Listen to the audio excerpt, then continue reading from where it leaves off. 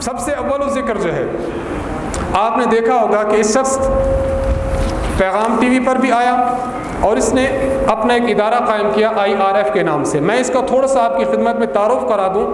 تعارف سے یہ ہوگا کہ آپ کو پتہ چلے گا کہ باقاعدہ علوم اس نے حاصل نہیں کیے اور اٹکل پچو کی بنا پر کچھ مسائل، ان کے کچھ دلائل، حدیث نمبر، حدیث کی اور قرآن کریم کچھ آیت، ان کو حفظ کر کے یہ دنیا کے سامنے آیا ہے.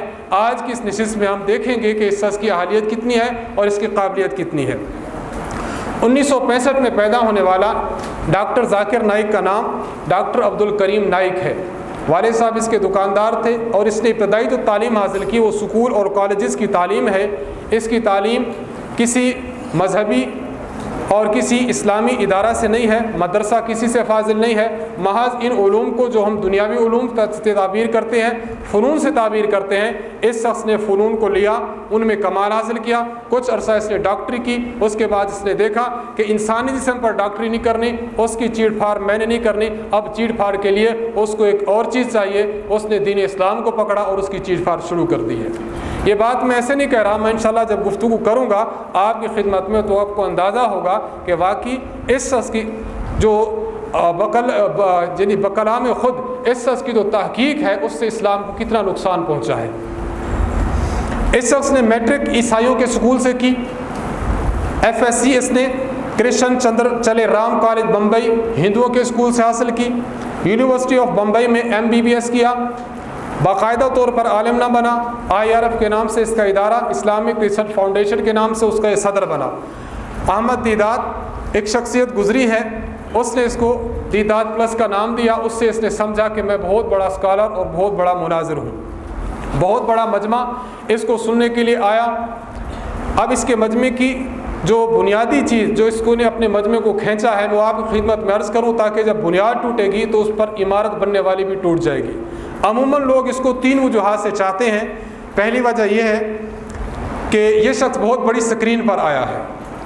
ایک وہ عالم ہے، جید عالم ہو، جو ایک ممبر پر بیٹھ کر گفتگو کر رہا ہو، کسی مصلے پر بیٹھ کر آپ کو قرآن کے نکات سمجھا رہا ہو. ایک وہ شخص ہے جو بہت بڑی سکرین پر آ رہا ہو. آپ ایمان سے بتائیے کہ لوگ کس کو بہت بڑا کہیں گے؟ اس کو کہیں گے جو بہت بڑی سکرین ہے. ہماری عوام تو کل انعام ہے، ان کے یہاں حق و باطل کا معیار نہ علم ہے نہ تقویٰ ہے، کچھ بھی نہیں ہے. ان کے یہاں جو معیار ہے وہ بہت بڑی سکرین پر آنا ہے. عموماً لوگ کہتے ہیں کہ دیکھیں اگر یہ بہت بڑا عالم نہ ہوتا اتنی بڑی ٹی وی پر کیسے آتا. دیکھو لوگ اس کے سامنے بہت زیادہ ہیں. استاذ مکرم مولانا محمد الیاس گھمن دامت برکاتہ عالیہ، آپ کا بیان تھا مقام فقہ سیمینار میں لاہور میں. آپ نے گفتگو کے دوران بڑی عجیب بات فرمائی. آپ نے کچھ نکات بیان فرمائے فقہ کی حیثیت پر اور فقہ کی ضرورت پر. ضرورت فقہ بیان کرنے کے بعد یہ فرمایا کہ آج کے دور میں کسی ڈاکٹر اور کسی عام اسکالر کے بجائے امام ابو حنیفہ رحمۃ اللہ علیہ کی فقہ کی ضرورت کیوں ہے. اس پر جب گفتگو فرمائی جو سامعین تھے وہ اش کر اٹھے. آپ نے فرمایا یہی وجہ ہے کہ لوگوں نے ہمیں سنا نہیں. لوگ بڑی سکرین کو دیکھتے ہیں تو ہمیں کہتے ہیں کہ یہ عام آدمی ہوگا، لیکن آپ اگر ہمیں بڑا مجمع دیں، آپ ہمیں بڑی سکرین دیں تو پھر دیکھیں کہ دنیا غیروں کو بھول کیسے جاتی ہے. اور واقعی ایسی بات ہے بحمد اللہ تعالیٰ استاد مکرم اللہ تعالیٰ کی بہت بڑی نعمت ہم میں موجود ہے.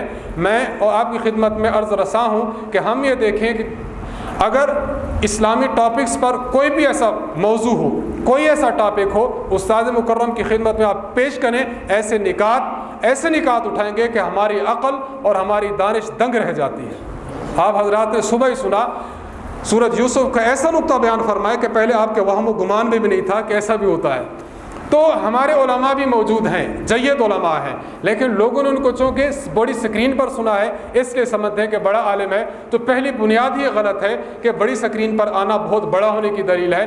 اگر بڑی سکرین پر آنا بہت بڑا ہونے کی دلیل ہے تو سکرین پر تو بہت کچھ آتا ہے، تو کیا سب کو بہت بڑا مان لیا جائے؟ ہرگز نہیں.